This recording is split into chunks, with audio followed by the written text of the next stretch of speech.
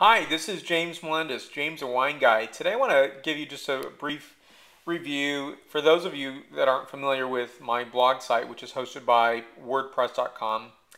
And I thought I'd bring this up because I was intrigued because recently somebody approached me and asked me to do a little questionnaire, and that's going to be published in an interview on a fellow blogger site.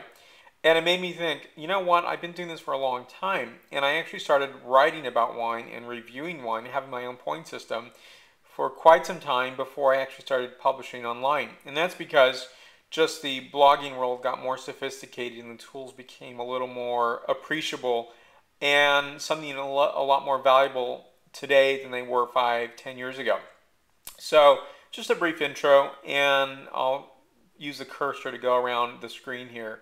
Basically, James the Wine Guy at WordPress.com.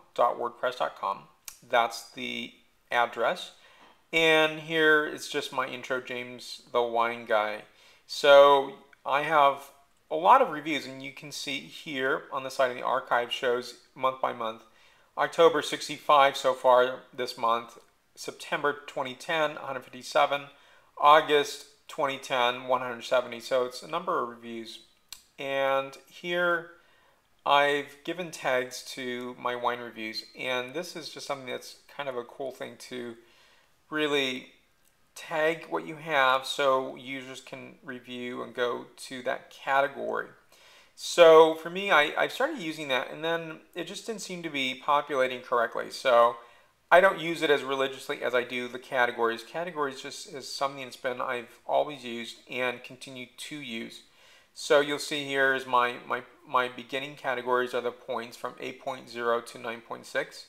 I've rated wines below an 8.0, but I just haven't published them. I just didn't think it was of value to do so. And the wines, I've never had a wine above a 9.6. So that's the exciting thing. Wine is fun, and that means that just so many more interesting wines are going to appear that will definitely be above a 9.6.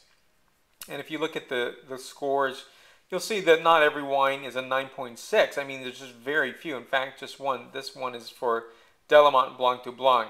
And then you look at a 9.5, which is, I think maybe 2 or 3 reviews out of a couple thousand reviews.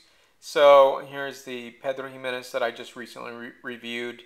This Pasito and Valpolicella Classico Amarone.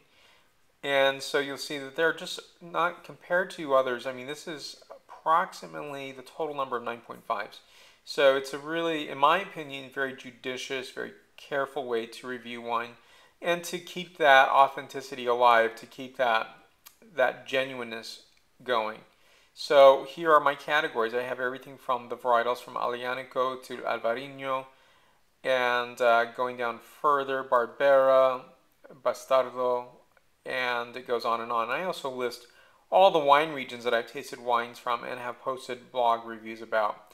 Arroyo Grande, Applegate Valley, Bennett Valley, Burgenland, Calaveras County, Napa County, so forth. So you can click on any of these and you're going to see, for example, I just clicked on Dry Creek. So it's going to index the first Dry Creek Valley wine, and you can conversely go to, you can look on the bottom of the reviews, it gives the point, and I categorize. So Cabernet Sauvignon, if you wanted to look at that, you can leap to those categories here. So that's something you can look at, or I think it's even more reliable just to go to the sidebar with the categories. So I just wanted to give you a little review here, and for more wine reviews, please go back here, jamesthewineguy.wordpress.com, or if that's too much to remember, just go to jamesthewineguy.com. It goes back to this site here. I'm also on YouTube, and please follow me on Twitter, James the Wine Guy. Thank you very much. Salud.